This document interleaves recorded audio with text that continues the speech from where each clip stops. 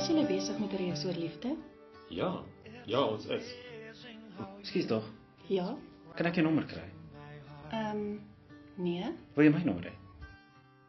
Dankie vir die aanbod, maar nee. So, is dit Johan Geyser wat vanaand preek? Ja. Hy het julle boodskap voor die geboorte en dood van romantiek. En volgende week sluit Jacques Borman die reeks af met die vryheid van commitment.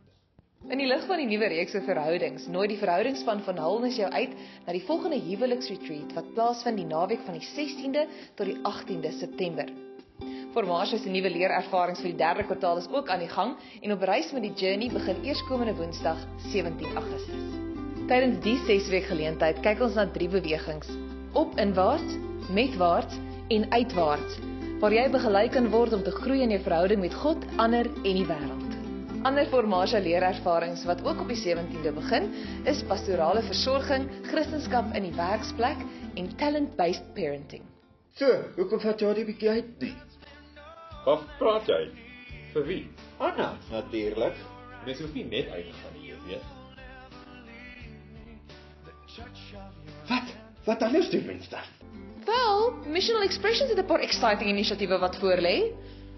Eerstens, die Sia Funda Learning Exchange met Trevor Hudson en Kojo Palace. Dit vind plaas op 25 Augustus. En tweedens vind daar 'n pelgrimstog plaas na die Gaza-provinsie in die suide van Mosambiek in September. Dis 'n projek waarby Mosaïek al vir meer as 10 jaar betrokke is. Indien jy meer inligting wil hê oor die terugvoer van Invest 2011 of enige ander Mosaïek finansiële sake, gemaak gerus 'n draai by die Invest Toonbank in die ingangsportaal na afloop van hierdie diens. Maar waar gaan ek meer inligting kry oor enige van die voorafgenoemde aktiwiteite of bedieninge? Dit behoort in jou kontak te wees.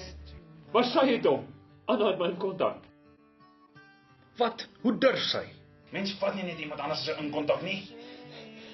So, wat gaan aan? Anna het vir ons in kontak gevat. Die skobbejak. Wel, ten minste het ons nog 'n e-desk.